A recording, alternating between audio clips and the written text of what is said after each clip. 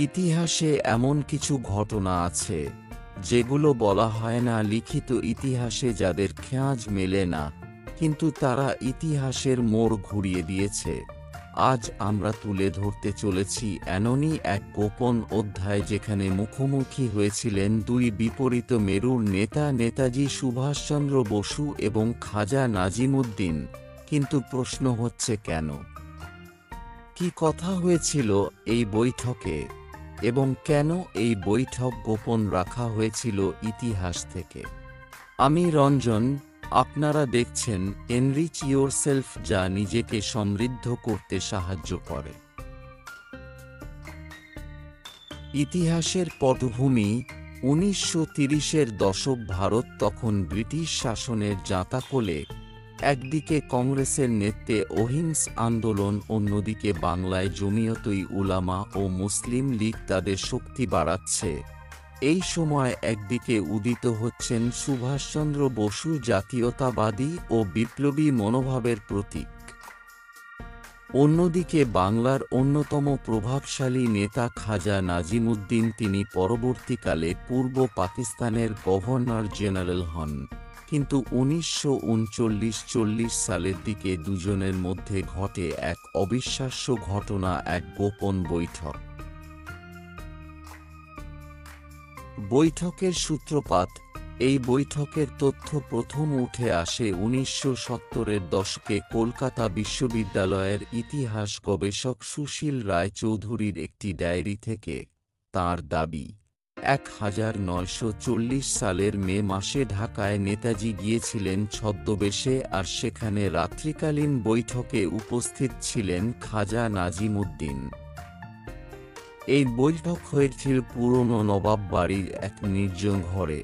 চূড়ান্ত গোপনীয়তা বজায় রেখে সেই সাক্ষাৎকার হয়েছিল মাত্র 1 ঘন্টার জন্য।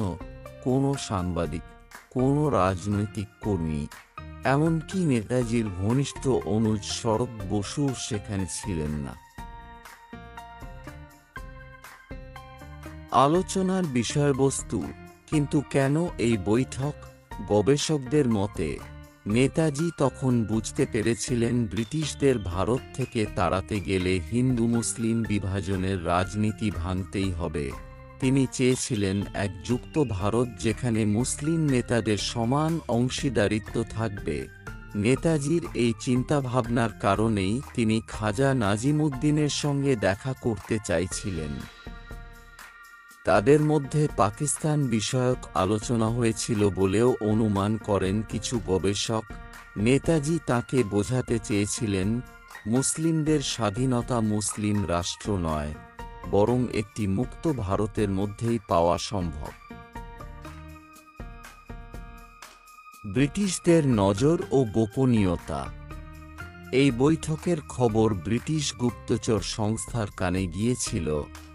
MI5 ও ব্রিটিশ ইন্টেলিজেন্স বেশ কয়েকবার বসু নাজিমুদ্দিন লিঙ্ক নিয়ে রিপোর্ট তৈরি করে, কিন্তু সেই সব নথি আজও সম্পূর্ণ প্রকাশ্যে আসেনি। কেন ব্রিটিশরা এত ভয় পেয়েছিল এই বৈঠকে? কারণ তারা জানত, যদি হিন্দু মুসলিম ঐক্য প্রকৃতিই গড়ে ওঠে, তবে ব্রিটিশ সাম্রাজ্যের মেরুদণ্ড ভেঙে পড়বে। রহস্য আজও রয়ে গেছে। আজ এত বছর পরেও সেই বৈঠকের কোনো নির্ভরযোগ্য ছবি নেই, নেই কোনো প্রতীকী স্মারক। এটা কি শুধু কাকতালীয়, না উদ্দেশ্যমূলকভাবে চাপা দেওয়া হয়েছে সেই ইতিহাস? বিভিন্ন ইতিহাসবিদ যেমন সুমিত সরকার, রুদ্রপ্রসাদ সেনগুপ্ত এমন সন্দেহ করেছেন। নেতাজির রাজনৈতিক দৃষ্টিভঙ্গি এবং নিজামুদ্দিনের কৌশল মিশলে হয়তো ভারতবর্ষের ভাগ্যকেই অন্যদিকে নিয়ে যেত, কিন্তু সেটা হয়নি। আমরা হারিয়ে ফেলেছি সেই ইতিহাস, সেই গোপন বৈঠকের সারমর্ম। শেষ কথা, নেতাজি সুভাষচন্দ্র বসু ছিলেন এমন একজন নেতা যিনি ভারতবর্ষের ঐক্যকে সবকিছুর উপরে স্থান দিতেন, আর খাজা নাজিমুদ্দিন ছিলেন এমন একজন রাজনীতিক যিনি মুসলিম স্বার্থকে কেন্দ্র করে কাজ করলেও ভবিষ্যতের জন্য উদারপন্থী ভাবনার অধিকারী ছিলেন। তাদের এই গোপন সাক্ষাৎ কি ভারতকে ভাগ হওয়া থেকে রক্ষা করতে পারে, নাকি ইতিহাস তাদের এই উদ্বেগকে নিজের মতো লিখে ফেলেছে? আপনার কি মনে হয় এমন একটি গোপন বৈঠক সত্যই হয়েছিল? কমেন্টে জানাতে ভুলবেন না।